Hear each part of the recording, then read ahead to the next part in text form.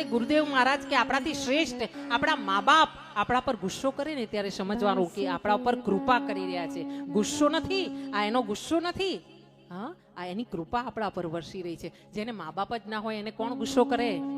હા, જેને કોઈ વડીલ જ ન હોય એને કોણ સમજાવે કે આ રસ્તો ખોટો છે કે આ સાચો છે? હા, એટલે તમે ને અમે ધન્ય છીએ કે આપણા માતારામ પિતારામ હતા આપણાને રસ્તો બતાવવા માટે.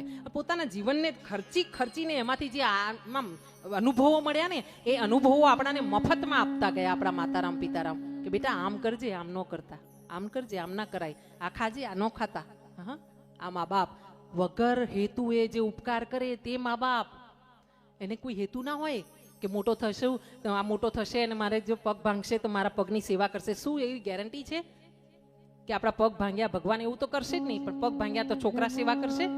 હા, એને ખબર છે કે કદાચ ના પણ થાય પણ મારું બાળક છે, મારું બાળક છે, મારે એ કરવું પડે જે એનું કલ્યાણ તરફ રસ્તો જતો હોય. આવો આગળ બતાવ.